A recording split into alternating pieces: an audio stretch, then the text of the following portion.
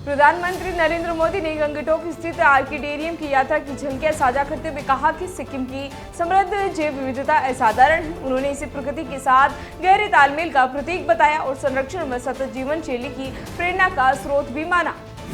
उपराष्ट्रपति सीपी राधाकृष्णन ने तिरुपति स्थित वेंकटेश्वरम स्वामी मंदिर में पूजा अर्चना की। इस अवसर पर उन्होंने देश और समाज में शांति समृद्धि के साथ सभी के कल्याण की कामना करते हुए आशीर्वाद भी लिया।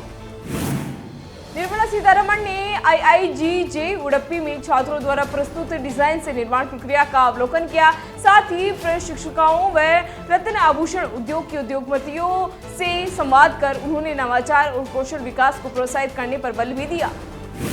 हिंद महासागर का जहाज सागर सिंगापुर के चांगी नौसेना बेस पर पहुंचा, जहां आगंतुकों को समुद्री जीवन का अनुभव करवाया गया और एक महासागर एक मिशन दौड़ से जागरूकता व एकता को बढ़ावा भी दिया गया।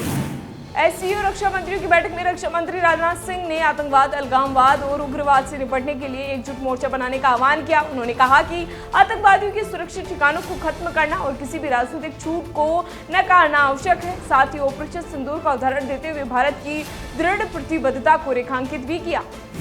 लखनऊ में आयोजित कार्यक्रम में उत्तर प्रदेश पुलिस भर्ती एवं पदोन्नति बोर्ड ने दूरसंचार विभाग हेतु चयनित 936 मुख्य चालकों को नियुक्ति पत्र वितरित किए। सीएम योगी द्वारा बनाए गए पारदर्शी माहौल में निष्पक्ष भर्ती प्रक्रिया से चयनित अभ्यर्थियों को शुभकामनाएं भी दी गई।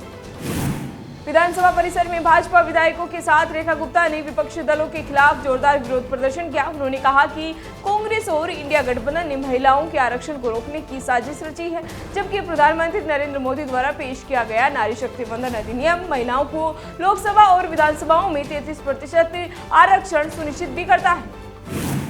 केंद्रीय मंत्री अश्विनी वैष्णव ने कहा कि भारत पूरी दुनिया के लिए सबसे भरोसेमंद सप्लाई चेन पार्टनर्स में से एक बनकर उभरेगा। हाल ही में यूरोप के साथ हुई एफटीए में electronic supply chain Bharat Europe समझौते का मुख्य आधार भी रही है। नितिन नवीन ने वाराणसी में मुख्यमंत्री योगी आदित्यनाथ और भूपेंद्र चौधरी के आगमन पर किए गए भव्य स्वागत के लिए पार्टी पदाधिकारियों और वरिष्ठ नेताओं का आभार व्यक्त किया। उन्होंने बाबा विश्वनाथ की नगरी में मिले स्नेह और सहयोग को विशेष रूप से सराहा। शिवराज सिंह चौहान ने कहा कि सशक्त महिलाएं ही समृद्ध भविष्य की नींव है। राष्ट्रीय ग्रामीण आजीविका मिशन के तहत श्रीनगर से 24 राज्यों और केंद्र शासित प्रदेशों को 4,568 करोड़ हस्तांतरित किए गए, जिससे बहनों को आत्मनिर्भर बनाने और विकास की नई गाथा लिखने की दिशा में बड़ा कदम भी माना गया। उत्तराखंड के मुख्यमंत्री पुष्कर सिंह धामी ने राज्य विधानसभा के एक विशेष सत्र में नारी सम्मान लोकतंत्र के अधिकार विषय पर कार्यवाही में भाग लिया। इस अवसर पर उन्होंने महिलाओं के अधिकारों और सम्मान को लोकतांत्रिक व्यवस्था की मजबूती से जोड़ते हुए सार्थक चर्चा भी की।